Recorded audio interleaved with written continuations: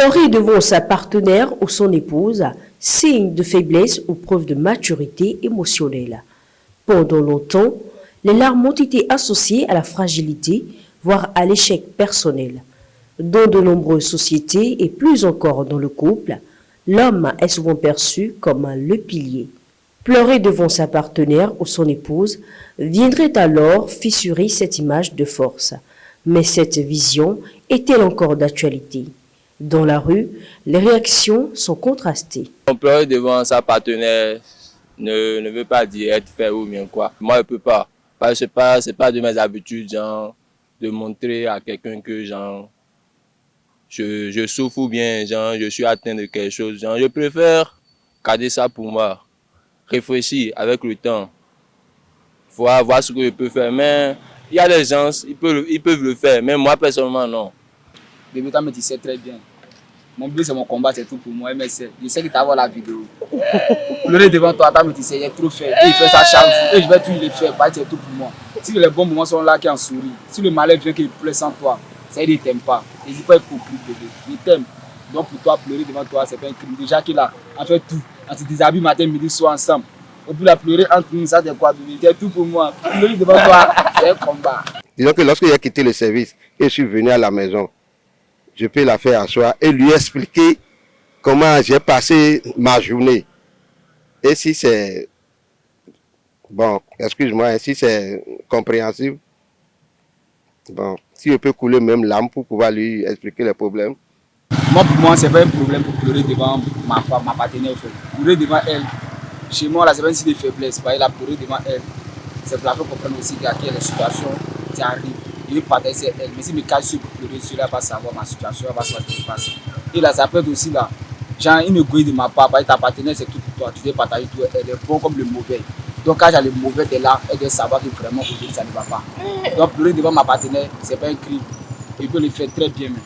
Ele bakunche fan tonsintania parce que ouvert et de nkonko non do me eno wa so de wa so ple de be wa fi ko asiton no igbono wa asi omo no de du a bo eno lebro ko eno pon asiton sin he na bla oni o da sin he na ya de mi de so tin wa ro le gbe ya ena lin mo ko ton pon o we go de so de mepo kabin de le bo ena de ko kon de ko da ya ala po ve to le kaka bra pon de le ko nda se wa me o tun a ko nda se wa me o tun a donc sunu he ena ya bi ro asiton sin kuma eni okunrin do ji e de sun te mepo a e se o ve kaka bo e de e da sin ton ni eni o ma ko yin e de po ne eni yin e de po a e de po debu a ela ya me uve gbeme tono zomo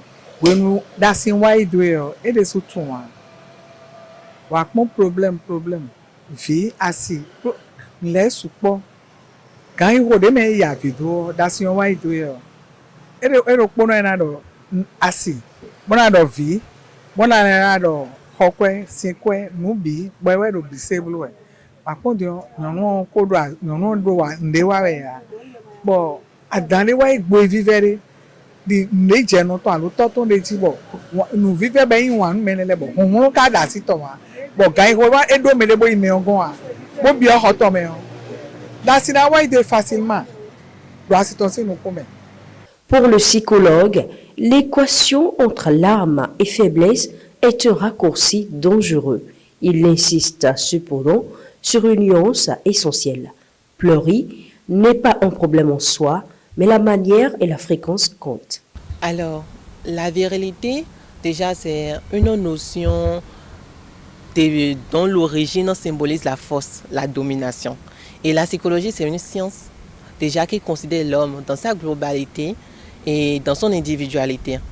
Et en venant vers la virilité, quand on va mettre ces deux notions ensemble, nous allons comprendre en fait que la psychologie veut considérer l'homme viril comme quelqu'un qui est en accord, en équilibre avec lui-même, en équilibre avec sa personne, qui il est en réalité. Et quand on parle d'équilibre, on va parler aussi en termes d'équilibre émotionnel et équilibré aussi dans ses relations de couple. Alors, Au fil du temps, ça a évolué, naturellement, ça a évolué. Entre-temps, la virilité est considérée comme montrer une certaine domination, comme exercer la force, comme ne jamais ressentir ses émotions. Mais actuellement, les choses ont changé. Actuellement, avec les normes socio-culturelles qui ont évolué depuis peu, nous pouvons constater que la virilité ne prône plus tous ces aspects, mais le contraire. Maintenant, nous pouvons exprimer naturellement nos émotions, nous pouvons être écoutés et écouter d'autres personnes, comprendre la personne. Donc la virilité actuellement se base sur ces notions en tant que force que avant, quand on dit de ne pas exprimer ses émotions, de ne pas montrer qui on est. Pleurer peut être un point de départ, mais il est essentiel d'expliquer ce qui se cache derrière les larmes. Fatigue, peur, pression, frustration et tendre la main, s'il le faut, pour son bien-être et celui de son couple. Donc d'abord, il faut connaître son identité. En psychologie, on va parler de la connaissance de soi. Donc l'homme doit connaître qui il est vraiment. Alors, qui es-tu? Quelle est ta personne? Quelle est ta personnalité? Donc, une fois qu'il se connaît lui-même, qu'il connaît qui il est, alors à des moments donnés, il peut savoir que ce comportement qu'il a est contraire au comportement que les normes sociaux ou les normes de sa partenaire, en fonction de virilité, veulent handicaper en fait. À un moment donné, il doit aussi savoir comment gérer ses émotions. D'abord, connaître ses émotions et comment les gérer. Parce que c'est important de connaître ce qu'on ressent à l'intérieur, maintenant de savoir comment les gérer. Sinon, on risque de penser que la gestion, c'est de cacher les émotions, alors que c'est différent. La gestion, ce n'est pas de cacher les émotions. Alors, c'est important de connaître ses émotions et de savoir les gérer. Et pour terminer, en 3 points, je dirais qu'il faut savoir aussi reconnaître ses limites. Il faut savoir qu'à un moment donné, c'est ma limite, que ça suffit, je m'arrête là et au même moment orienter vers l'aide. Je connais mes limites et je demande d'aide.